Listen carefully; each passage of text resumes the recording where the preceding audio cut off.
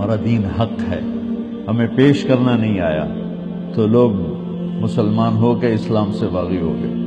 اور شیطان کو پیش کرنے کا طریقہ آتا ہے، تو اس نے اتنی خوبصورتی سے اپنی بات کو پیش کیا کہ ڈاکٹر بھی جھوٹ بول رہا ہے، عالم بھی جھوٹ بول رہا ہے، تاجر بھی جھوٹ بول رہا ہے، ذمہ دار بھی جھوٹ بول رہا ہے، سیاستدان بھی جھوٹ بول رہا ہے، ریڈیو والے سے لے کر بادشاہ وقت تک سب جھوٹ کی تاریکی میں ڈوب چکے ہیں۔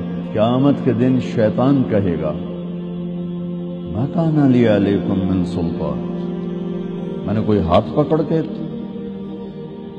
شراب پلائی تھی، میں نے کوئی ہاتھ پکڑ کے قتل کروایا تھا یا ڈنڈا اٹھا کے تجھ سے جھوٹ بلوایا تھا؟ الا ان دعوتکم، اس لفظ پہ ذرا آپ غور رکھیے گا، الا ان دعوتکم، میں نے تمہیں دعوت دی تھی۔ یہ شیطان کہہ رہا ہے۔ پہلے کفر کی طرف بھیجے جانے والے داعی نوح علیہ السلام 950 سال جب تھک گئے اور یہ خبر آ گئے لن یؤمن من قومک الا من قد آمن، اب اور کوئی ایمان نہیں لائے گا، تو میرا اللہ فرما رہا ہے کہ میں نے حق اور باطل کو اتنا واضح کیا ہے کہ وہ کمزور آنکھ والا بھی دیکھ چکا ہے۔ اب فمن شاء فلیؤمن ومن شاء فلیکفر، اب تیرے ارادے پر فیصلہ ہے، تو چاہے گا تو میرا بن جائے گا، چاہے گا تو شیطان کا بن جائے گا، چاہے گا تو میرے دین کا خریدار بنے گا، چاہے گا یہ چند کوڑیوں پہ بک جائے گا، یہ چند دنوں کی زندگی، چند کوڑیاں، چند اینٹوں کے گھروندے، ان پہ بک جاؤ گے، اور چاہو گے تو جنت کے خریدار بن جاؤ گے، اللہ کو راضی کرنے والے بن جاؤ گے۔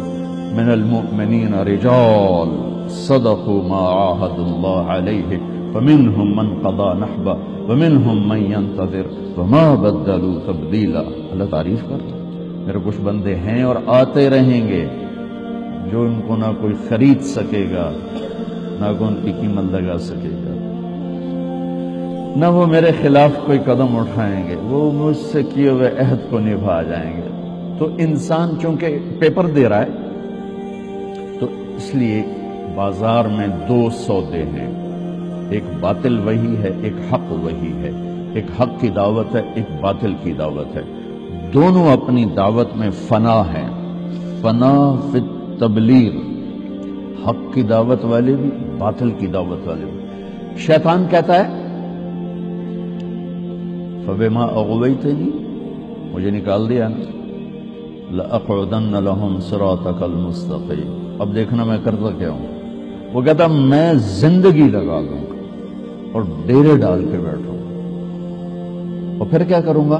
ثم لآتینہم من بین ایدیہم ومن خلفہم وعن ایمانہم وعن شمائلہم ولا تجد اکثرہم شاکرین، پھر میں چوطرفی جنگ لڑوں گا، سامنے سے وار کروں گا، پیچھے سے وار کروں گا، دائیں طرف سے وار کروں گا، بائیں طرف سے وار کروں گا، پھر دیکھ لینا ڈاکٹر ہو یا تاجر ہو، کوئی تیرا بنے گا، باقی سارے میری چیلے ہوں۔ سامنے سے وار کروں گا کیا مطلب ہے؟ سامنے آخرت ہے، میں کہوں گا ہے ہی کوئی نہیں، اربوں انسان کہیں گے ہے ہی کوئی نہیں، اور کچھ کہیں گے ہے، لیکن ومن خلفہم، پیچھے دنیا ہے، ہر سانس مجھے آخرت کی طرف قریب کر رہا ہے، دنیا سے دور کر، دنیا میرے پیچھے ہے، آخرت میرے آگے ہے۔ تو جو آخرت کو مان جائیں گے ان کو کیا کروں گا؟ ومن خلفہم، دنیا اتنی خوبصورت دکھاؤں گا کہ نہ جنت کے شوق رہیں گے نہ جہنم کے خوف رہیں گے، جنت کو مانیں گے شوق نہیں ہوگا، جہنم کو مانیں گے خوف نہیں ہوگا، اللہ کو جانیں گے اس کے لیے عشق و محبت کے راستے طے کرنے کا ذوق نہیں ہوگا، سلیقہ نہیں ہوگا، رسالت کو مانیں گے اتباع کا شوق نہیں ہوگا۔ ومن خلفہم وعن ایمانہم وعن شمائلہم، ایمانہم کیا ہے؟ کچھ لوگ ہوں گے نہ آخرت کو بھلائیں گے نہ دنیا کے چکر میں آئیں گے، نیکی پر جمیں گے، تو کیا خیال ہے شیطان ان کو چھوڑ دے گا؟ نہیں، ان کے لیے اس کے پاس بہت خوبصورت ہتھیار ہے۔ وہ کیا ہے کہ ان کو نیکی کے تکبر میں پھنساؤں گا، نیکی کے تکبر میں پھنساؤں گا۔